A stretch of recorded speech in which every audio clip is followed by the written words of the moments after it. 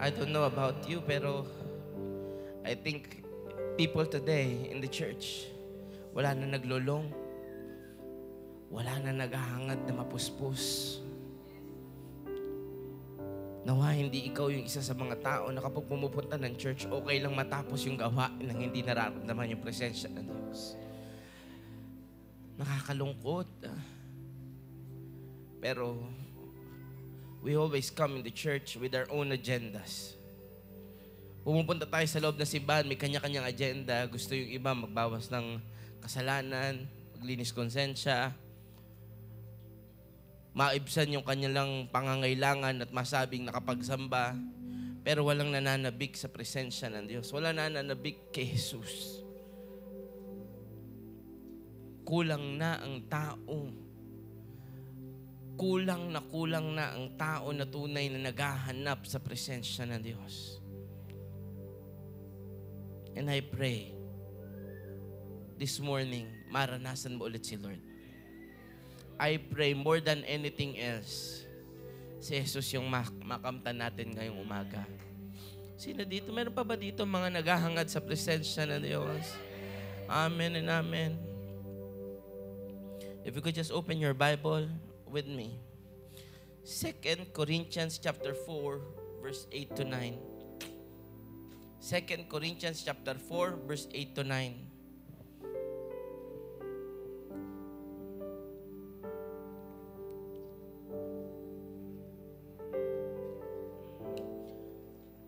Sabay-sabay natin basahin. If you're ready, can you say amen?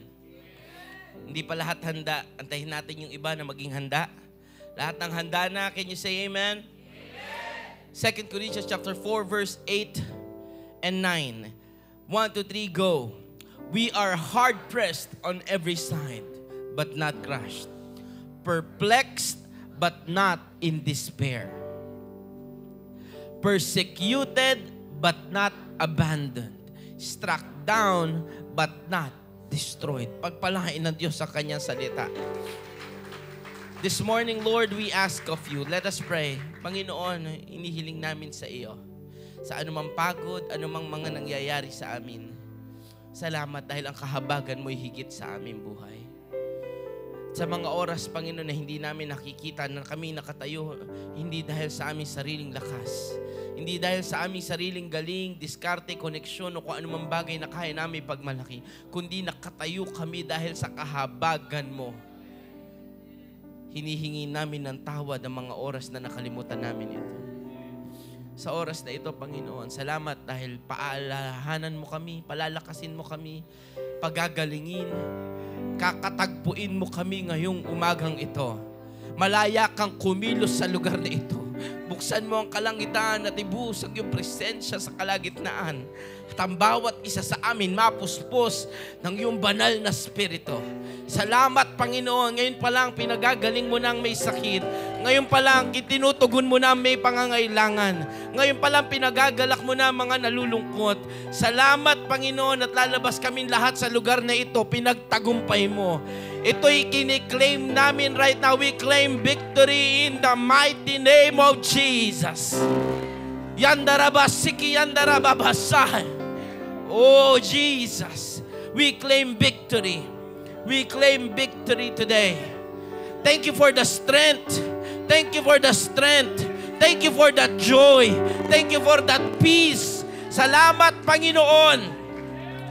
Salamat sa pagtagpo sa amin ngayong umaga. Tago mo ko sa iyong likuran. Bigyan mo ko ng lakas. Ikaw ang maitaas at maluwalhati sa buong gawain. Sa pangalan ni Jesus, ang bawat isa na nangangailangan sa Diyos, magsabi ng Amen. Amen and amen. We can all be seated in the presence of God. Malakas na palakpak sa Panginoon, yung palakpak na alam mong hindi ka iniwan. Alam mo, in the past few months, marami kang pagkukulang, pero alam mo, andiyan ang kahabagan ng Diyos, yung palakpak na may kasama sigaw ng pagsamba. Hallelujah!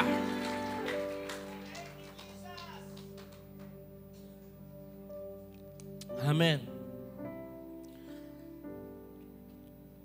Sabi nung winasa natin, sa bawat kanto, merong umuusig. May pagsubok, may mga bagay na para bang gusto kang durugin. Every day we feel that. Sino dito nakakaranas ng ganyan? Pero tinan mo, buo ka pa rin. Nakatayo ka pa rin, nagsisimba ka pa rin. Hindi ka pinabayaan ng Diyos. Mabuting balita yun, kapatid. Karapat dapat lang sambahin ng Diyos dahil sa bagay na iyan. There's a little bit of hope every day. Sa bawat umaga na tayo'y humaharap, may laging pag-asang ibinibigay ang Diyos. Pwede ka na sumuko kahapon, kanina, pero kita mo nagpapatuloy ka pa rin. Tignan mo mabuti yung katabi mo, sabihin mo sa kanya, ang saya ko dahil nagpapatuloy ka pa. Sa kabilang side, sa likod mo, sabihin mo sa kanya, masaya si Lord, nagpapatuloy ka pa.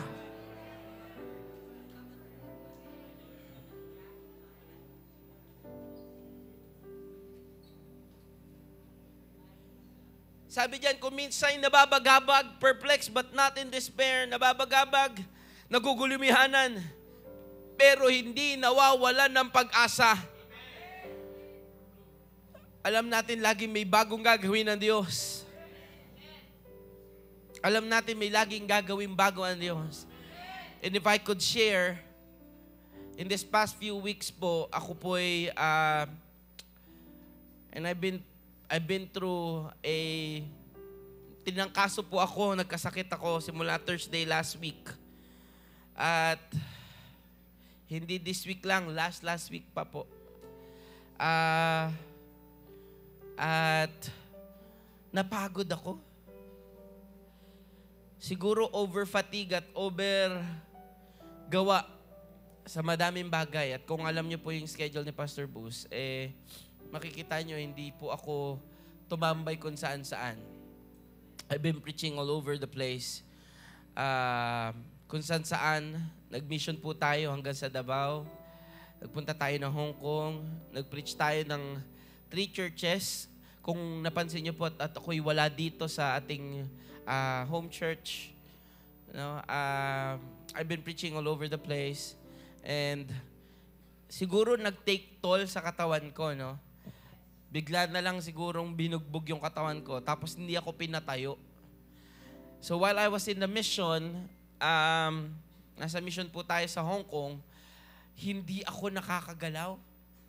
As in, nasa Hong Kong kami, sabi nga ni Pastora Ruth, sana hindi ka na pumunta, pag-aalagain mo lang pala ako dito. Nasa Hong Kong kami, nanginginig po ako, at kung nakapunta po kayo ng Hong Kong, madalas po sa Hong Kong ay naglalakad. Puro lakad. Nagpunta po tayo doon to help restart our church there. Sinamahan namin si Pastora Men, help her. Meron siyang Chinese friend na pumunta doon sa Japan, and then pagdating sa Japan, sabi niya, we want to help you restart your church. At may Chinese po tayong mga nakausap doon. Praise God, marunong silang mag-English. At from there, nag-usap, nag-preach, nag-share po ako, nag-encourage tayo ng mga kapatiran natin na naroon. At nakakapagod kasi lalo kapag ka-English. Doble yung pagod. Tapos, naglalakad pa habang tinatrangkaso. At yung trangkaso ko po ay hindi yung parang trangkasong normal lang, kundi nangangatog po ako. At in the past 1.5 week po, hindi ako nakakakain. Hanggang ngayon po actually, kung alam niyo po, hindi ako kumakain. Unting-unti lang. Pero I'm not saying this para kunin yung awa sa inyo, no? Ayoko po maawa kayo sa akin. Kundi gusto ko makita nyo, hindi pa tapos si Lord eh. And I'm standing in front of you today just to tell you, I'm still in pursuit because God's not done.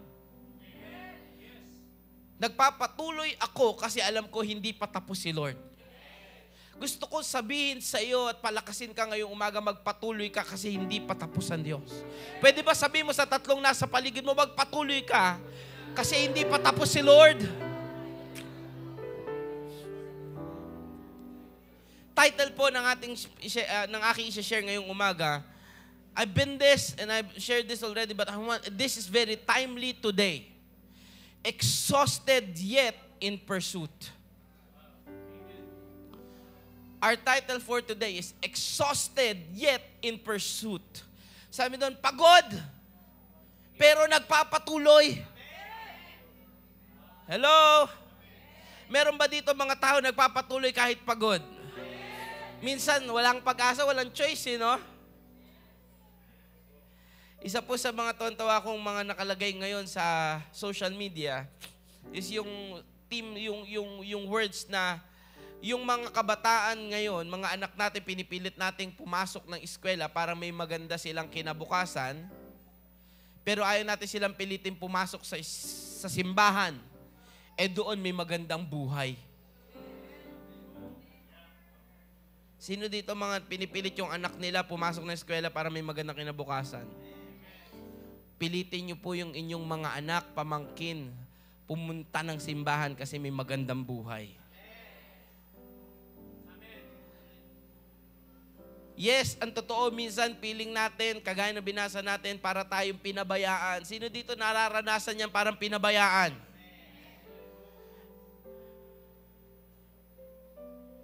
Sino dito parang walang tigil yung hagupit ng buhay sa kanya, pero hindi ka pa naman sira?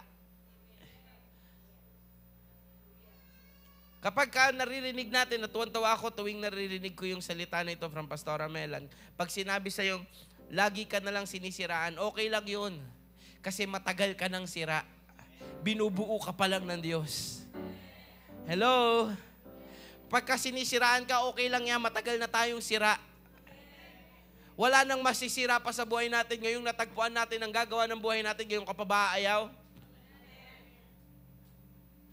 Sa Judges chapter 8 verse 4, at ito po ang ating main verse. Judges chapter 8 verse 4. And Gideon came to the Jordan and crossed over. Kilala po natin si Gideon, na sabi ni Gideon nung siya pinili ng Diyos, Lord, ba't akong pipiliin mo? Sa lahi namin, yung lahi, sa buong angkan namin, yung lahi namin ang pinakamahina. At sa buong lahi namin, ako pa yung pinakamahina. Pero sabi ng Diyos, gagamitin kita. At gusto ko sabihin sa iyo, walang kinalaman anong estado, anong nakaraan mo. Kapag sinabi ng Diyos, gagamitin ka niya, gusto ka niyang ayusin, gusto ka niyang gamitin, gagamitin ka ng Diyos. At ito na nga, sumunod si Gideon kay Jesus, sa ating Panginoon, at sabi niya, Lord, susundin ko yung pinagagawa mo. And Gideon came to the Jordan and crossed over. He and the 300. May 300 na lang siyang kasama. Men who were with him, exhausted yet pursuing. Pagod, pero nagpapatuloy. Hinahabol pa rin yung kanilang gustong makamtan. Alam niyo po, iba-iba ang cause ng exhaustion ng tao. Yung pagod natin, iba-iba.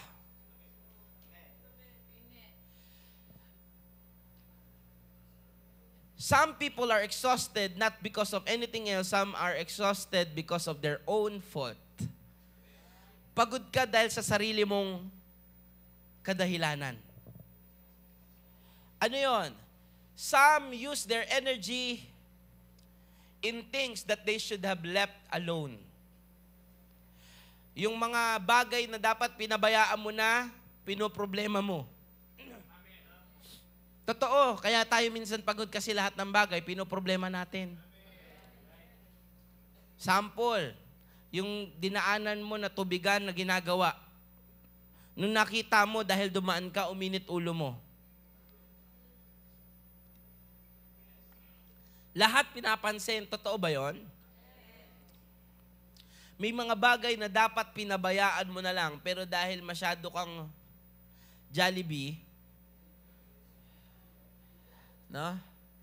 Lahat pinakikialaman mo. At minsan doon na uubos yung lakas natin. May mga bagay na hindi mo naman kailangan pakialaman, huwag mong pakialaman at huwag mong ubusin ang energy mo yan. Dahil hindi yan ang pinagagawa ng Diyos. May mga sitwasyon na in-insert mo yung sarili mo na hindi naman dapat kasali ka. Kaya pagod pala ang tao dahil iba-iba ang dahilan. At isang dahilan, may mga sitwasyon na hindi ka naman kasali, sinasali mo sarili mo. Sa buhay ng anak mo.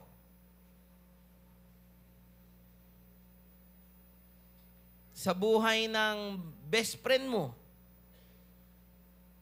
Masyado kang dalang-dala. Kaya pagod tayo minsan. Meron pa ba akong kausap? May mga bagay na hindi nyo naman dapat pagtalunan, pero pinagtatalunan yung mag-asawa, kahit wala namang kinalaman sa inyong dalawa.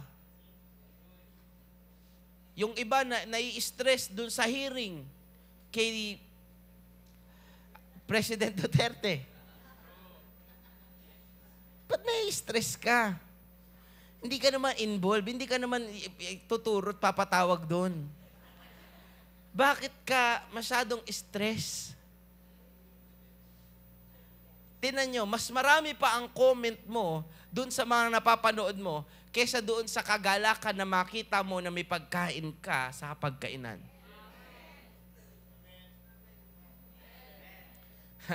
Parang umuunti yung amen. Totoo hindi? Madalas yun ang katotohanan. Yung kapag nanonood kayo, yan nga kasi ganyan-ganyan, tapos mamaya may kadibati ka na. Dami mo nasasabi sa mga nakikita na hindi mo naman dapat ini-insert yung sarili mo sa mga bagay na yon. You inserted yourself in somebody's business. Kaya tayo pagod. That's why we're exhausted. Pero kung gagawin lang natin yung pinagagawa ng Diyos, you should have so much energy, but you insisted to be doing something you're not even remotely involved with.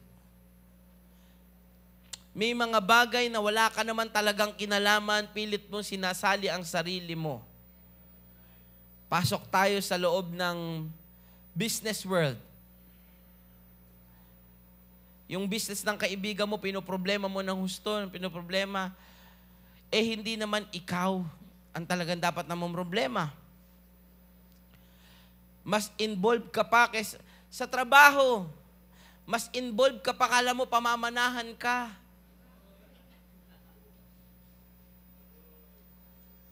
Mas stricto ka pa sa may-ari. Parang wala na akong kausap. Hindi masamang maging magaling sa trabaho. Pero wag mo naman ubusin yung energy mo dyan. Marami ka dapat may energy ka na mas magandang bagay. Lahat ng bagay sa trabaho, sinisita mo. O ba't late ka? Bakit? Ikaw ba guard dito? Ayaw nga pala, katrabaho nga pala kita, sorry. Lahat ng bagay sinisita. Sa mga kabataan, sa mga nag-aaral, sa school, lahat pinapansin. May pinaglalaban pa yan sa SGA nila. Hindi ko alam ano. Tingnan nyo, yung mga batang nag-aaral dapat sumasali ng mga rally. Dapat nag-aaral kayo. Yung mga naman taong dapat gumagawa para sa kanilang pamilya, para sila'y sumaya, nakikigulo doon sa mga bagay na wala namang maipapala ang kanilang pamilya. May mga bagay tayong inaaksayan ng ating lakas na dapat hindi natin ginagawa. Kaya anong dapat natin gawin? Itigil. Sabi mo sa katabi mo, tigil nga natin yung gano'n. Alam niyo po ba, may dahilan bakit wala tapat tayong oras ipasok ang ating sarili sa mga bagay na hindi pinagagawa ng Diyos? Kapag ka hindi inassign ng Diyos na i-accomplish mo, mapapagod ka. Ulitin ko po iyon para maging malinaw sa lahat. Pagka may pina-assign ang Diyos sa'yo, yun ang gawin mo. Pero kung hindi pina-assign ng Diyos, gawin mo. Tigil mo dahil mapapagod ka lang. At madalas ganun ang ginagawa ng maraming Kristiyano, ganun ang ginagawa ng individual. May mga bagay na hindi pinagagawa sa kanya ng Diyos, yun ang kanyang ginagawa. Sample, pinaka-basic common sample na minsan na-overlook natin, pinapagawa sa'yo ng Diyos magsamba paglinggo. Pero pupunta ka ng simbahan, hindi para sumamba, kaya kahit pumunta ka, pagod ka.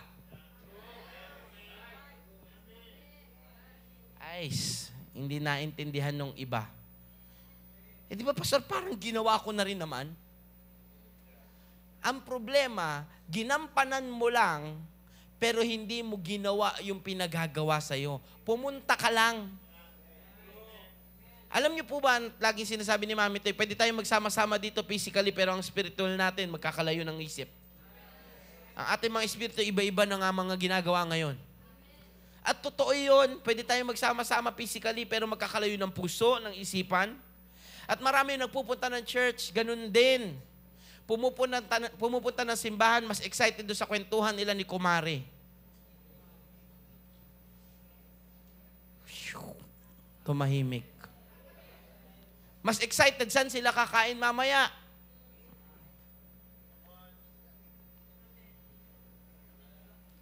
Pero mamaya, tanungin mo, anong verse nga pala yung pastor?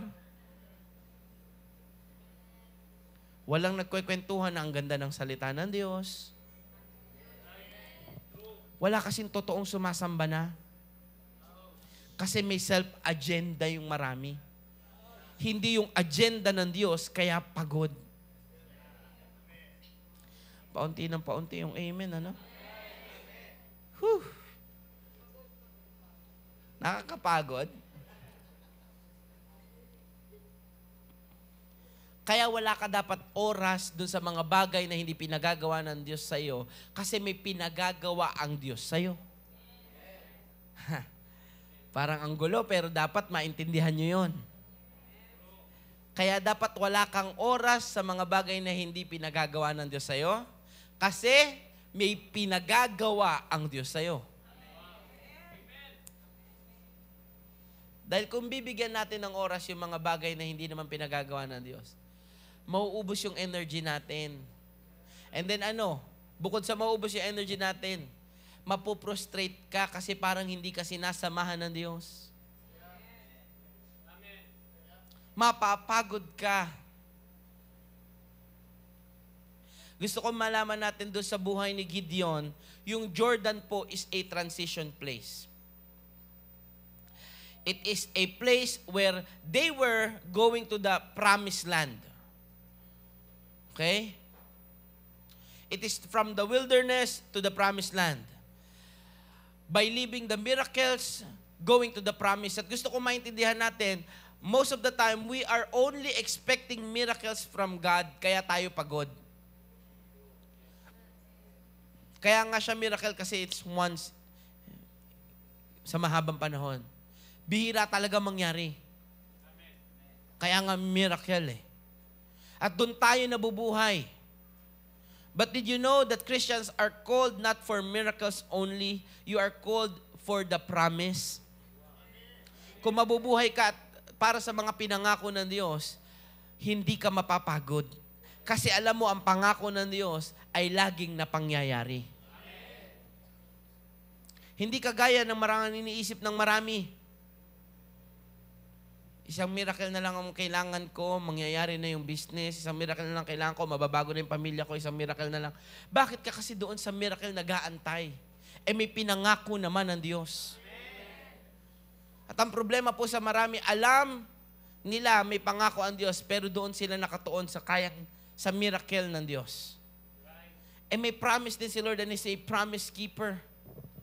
Hindi lang siya promise keeper, He does not lie. Pag sinabi niya, gagawin niya.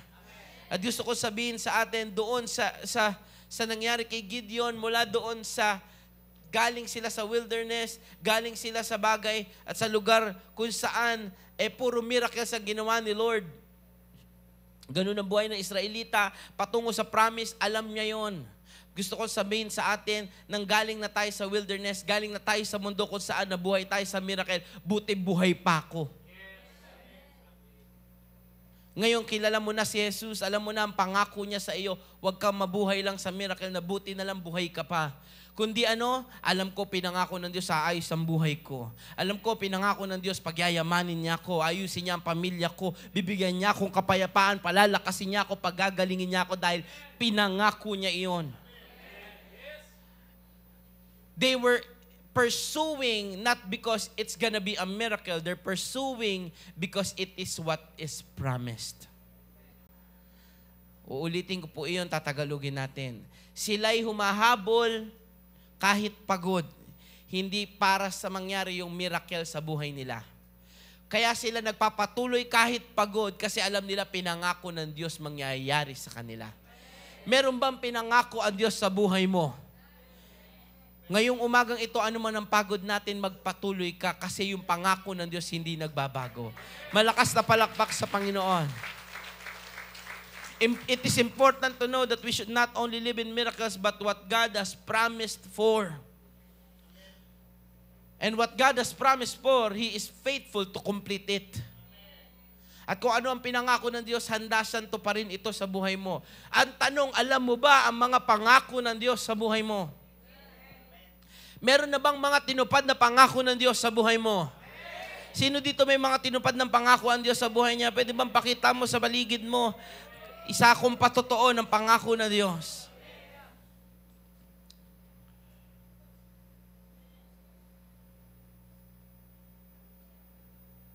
The transition. Very important yung transition place. Pag pagod tayo, there's a place of rest. There's a place of, will I give up or will I keep pursuing? And that your transition place should be where God wants you to be.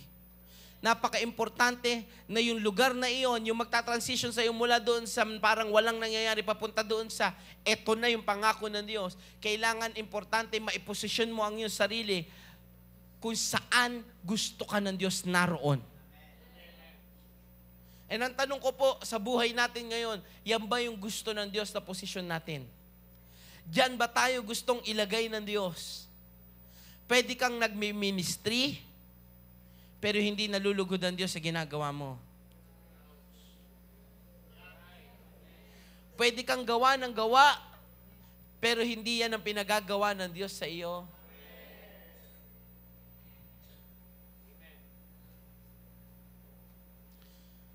Maraming transition na nangyari sa Bible at ilan dyan, sasabihin natin. Transition na nangyari kay Elisha is nung nireceive niya yung mantle ni Elijah. Doon yung transition place niya. At ang sabi ni Elijah sa kanya, kapag nakita mo ako. Kaya importante na hindi mawala si Elijah sa paningin ni Elisha kasi ang salita lang para matransition yung mantle ng anointing sa kanya is pag nakita mo ako.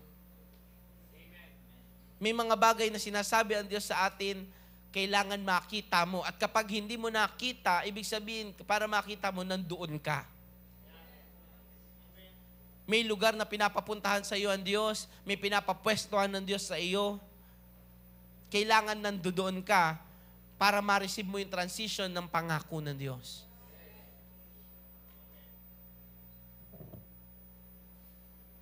Sino po dito nakakilala kay Naaman?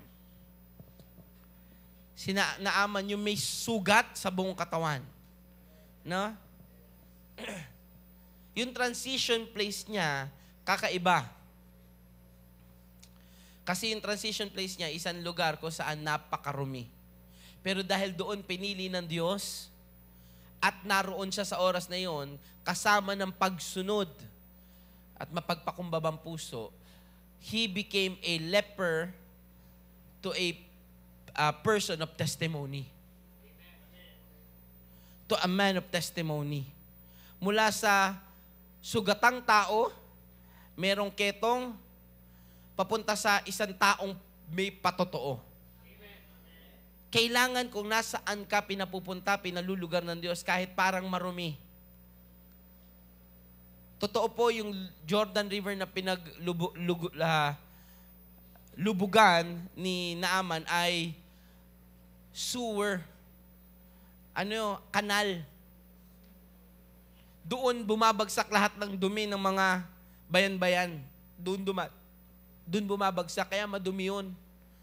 Hindi yun isang malinis na lugar, pero doon siya pinalubog.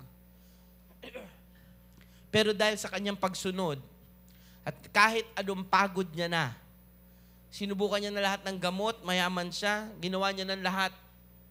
Pero alam niya kasi, sa pagsunod niya, may kagalingan, natanggap niya dahil nasa tamang posisyon siya.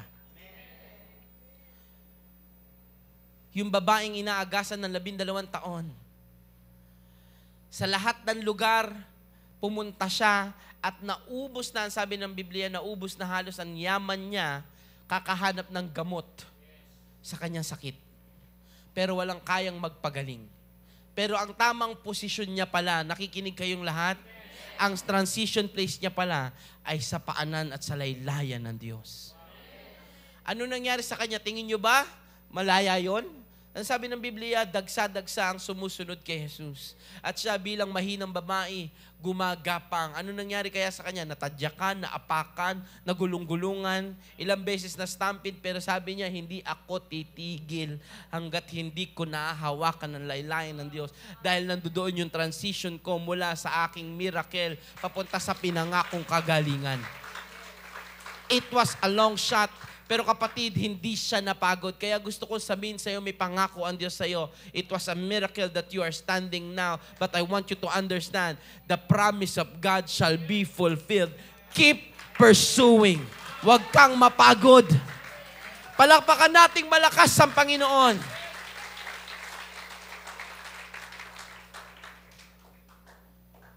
Hindi nandoon ka lang sa transition place. At ito ang kaibahan ng mga taong ito. They did not stay in the transition place, but they crossed over. Hindi ka lang pwede nandoon kung saan pwede kang makatanggap ng pangako. Kung hindi, pumunta ka kung nasaan na yung pangako. Naunawaan po ba natin iyon? Gideon and the 300 men has come to this place of transition, yung Jordan. But, the Bible said, they crossed over. Nakakapagod talaga kapag gusto mong tanggapin yung pangako ng Diyos. Kapag kami pinagagawa ang Diyos sa iyo, mula sa iyong pamilya, sa iyong trabaho, sa iyong business, sa iyong sarili, maging sa kalakasan mo, maging sa mental mo, nakakapagod, pero kapag may pinagagawa ang Diyos, pagpatuloy ka. Gideon said, I'm exhausted, yet pursuing. Alam niyo po, gusto kong maintindihan ng marami, hindi ine-expect ng tao na napapagod yung mga winners. Kala nila, parang ganito, sa mga anak natin, sino yung may mga anak? Taas ang kamay. Sige, pakita mo sa paligid yung may mga anak. Hindi ine-expect ng mga anak mo na mawawalan ka ng lakas. Lagi sila nakatingin sa'yo, malakas si papa at si mama. Lagi ang tingin nila, magbibigay ka ng supply. Wala sa isip nila yon na manghihina ka, nanghihina ka, at iniiyak mo rin kay Lord yan. Meron pa ba akong kausap? People don't expect winners to be exhausted.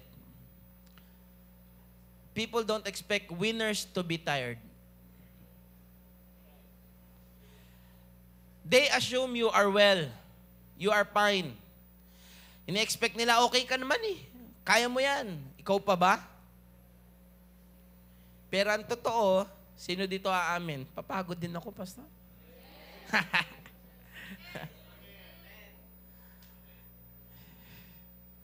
Tignan mo yung katabi mo, sabi mo sa kanya, pagod ka na ba?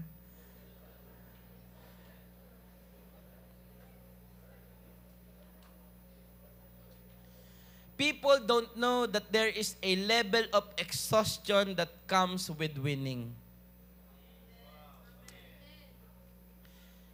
Tagalogin natin. Hindi alam ng tao na may kalakip na grabing pagod ang laban ng pagkapanalo natin sa buhay. Yung mga labanan natin na ipinapanalo natin araw-araw, Iba-iba, alam ko po, iba-iba ang labanan ng tao. Sabi nga nila, yung mga bata wala mo inisip. Pero alam niyo po, meron din silang problema, hindi nga lang sinlalanon sa matatanda. Problema ng ibang kabataan, paano nga ba ako... Minsan ito hindi niyo napapansin, para lang po sa mga magulang dyan. Ito yung isa sa pinakamabigat na narinig ko po bilang youth pastor na matagal na panahon.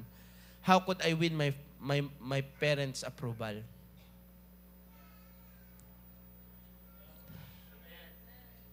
Paano kaya magiging proud yung magulang ko sa akin?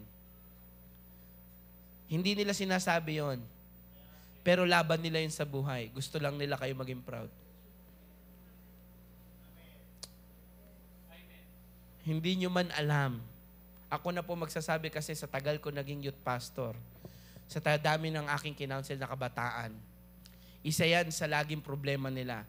Paano ko kaya matutulungan na maaga yung aking magulang? Kala nyo lang wala sa kanila yon. Iba-iba ang problema, pero dapat nga naman, sabi, lagi ko naman payo sa kanila, hayaan mo ito, obligasyon ng magulang mo talaga yung pag-aralin ka. Darating yung time, matutulungan mo sila. Pero sa mga magulang, iba talaga no? Yung burden. Meron ba akong kausap ng mga magulang dito? Sobra nga sa Pilipino matandang-matanda na, magkakasama pa rin sa isang bahay. Totoo, no? 78 na, 75 na si mama. Sila pa din ang nagtatrabaho. Tumatahimik ang lahat. Iba.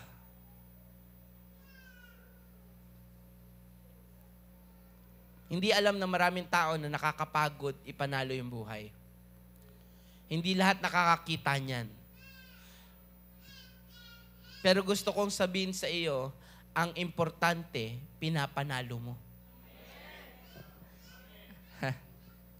Hindi yata naintindihan ng lahat. Oo, nakakapagod, ipanalo yung laban sa buhay. Para sa anak, sa asawa, sa pamilya, sa kaibigan, sa lahat ng mahal natin. Pero ang importante, pinapanalo mo.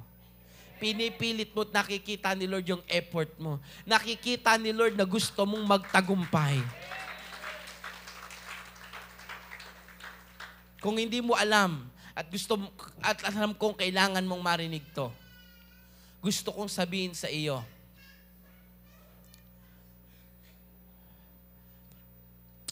nananalo ka naman talaga? Nananalo ka naman na talaga? Nananalo ka na sa business mo? Hindi mo lang napapansin kasi parang walang progress. Pero yung pag-instigate mo pa lang na mag-iisimula ako, nagsisimula ka ng manalo. Sa pamilya mo, nagsisimula ka ng manalo. Parang walang nangyayari. Parang dati panalo ko na sila kay Lord, tapos nawala pa sila. Kapatid, gusto ko sabihin sa iyo, hindi huli ang lahat. May pag-asa pa. At nananalo ka naman talaga kasi kasama pa rin sila sa panalangin mo. Hindi naman sila naliligaw. Iniingatan pa rin sila ng Diyos. Huwag kang masyadong mag-alala sa kanila. Napapanalo mo yung trabaho mo, huwag kang mag-alala. Kung wala pang nakakapagsabi sa iyo at masyado ka napapagod na sa trabaho, gusto kong sabihin sa iyo, you've been doing good. I want you to hear this. Kinagalingan mo naman. Gusto kong marinig mo ito. You're doing good. You're doing good. Pwede ba sabihin mo, hawakan mo sa balikat yung tatlong nasa paligid mo, sa kanya, you're doing good. Amen. Doon sa relationship nyo, mag-ina, mag-asawa, sa pamilya, hindi ka patalo. Kasi ang talo lang kapag kinuha kayo ni Lord. Pero hanggang ngayon, nananalo ka pa. Buhay ka pa. May pag-asa pa. You're still winning. Yes, we're still winning in these things. Amen? Bear with me in the next 5 minutes and I'll be done. Tingin po kayong lahat sa akin, yes, you're still winning. Sino dito magsasabi, pinipilit ko pong labanan ng lahat at ipanalo para kay Lord, para sa buhay ko? Yes, you're still winning. But no one understands that when the lights turns off, pagpatay na yung ilaw, sa likod ng lahat ng ngiti, ng encouragement, pag yumuko ka na, nagtakip ka na ng unan, ng kumot, wala naman makakakita nung lahat ng iyak. At nung magsabi mo na pagod na ako, Lord,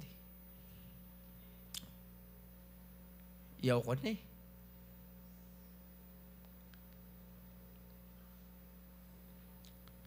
Pwede ba iba naman? Pwede ba restart?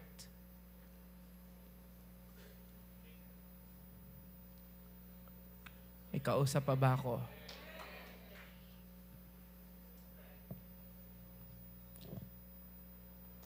Pag wala nang nagtitake ng picture mo, pag wala ka ng kaharap, doon na nagsisink in. Mag-isa ka ulit, no? Yung nilalaban mo para sa pamilya mo, ikaw lang naman eh.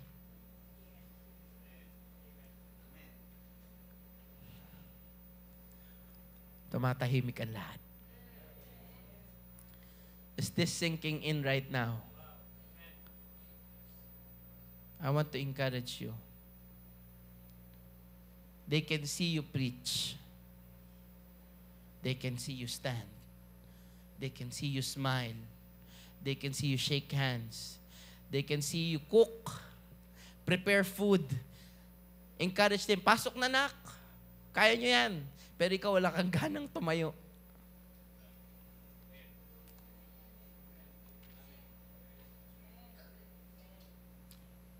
Minsan, feeling mo, ikaw dapat yung ginaganon, no? Ikaw yung nagsasabi.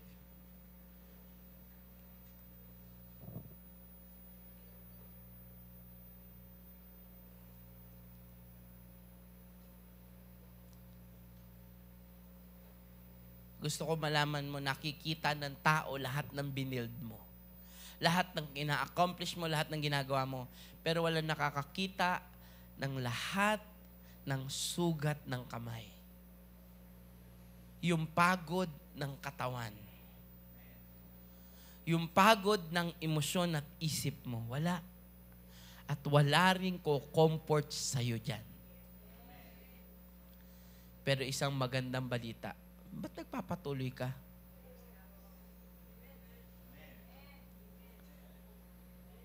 Bakit nagpapatuloy ka?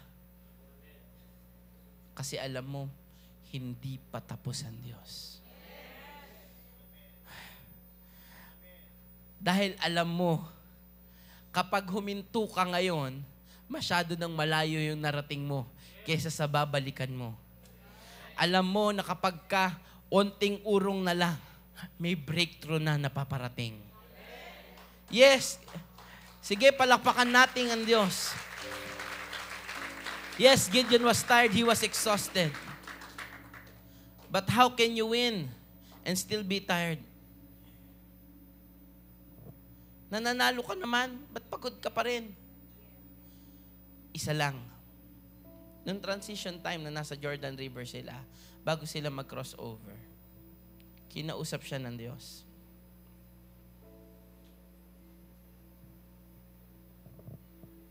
Sabi niya, Lord, totoo ba na peperso ko sila? Ako ba talaga pinili mo? At nung gabi na iyon, binigyan siya ng lakas ng Diyos. Pinawi ng Diyos lahat ng pagod niya. Alam nila, may katagumpayan. Gusto ko sabihin sa iyo, sabi ng Matthew chapter 11 verse 28, lahat na nabibigatang lubha, lahat kayong mga napapagod, lumapit kayo sa akin. At bibigyan ko kayong kapahingan, ang sabi ng Diyos. Pagod ka ba? Pero nagpapatuloy? Huwag kang hihinto. Andyan si Lord, palakasin tayo. Wala man nakakakita nung mga iyak mo na mag-isa ka na lang. Nung alala mo, nakikita ni Lord yan. Kasi ang sabi niya, binibilang ko, iniipong ko lahat ng iyak mo. Ngayong umagang ito, gusto ko po kayong palakasin. And I want to encourage you and remind you. Come on, pursue once again. Tayo ka minsan pa. Sabi mo, Lord, papatuloy ako. Oo, napapagod ako sa maraming bagay, pero Lord, pwede mo ba akong palakasin para sa pamilya ko, para sa asawa ko, para sa mga anak ko, para sa sarili ko. Lord, higit sa lahat, alam ko, hindi ka patapos sa akin. Meron ba dito mga taong pagod na kailangan manghingi ng lakas kay Lord ngayon? Come on, rise up. Tayo ka.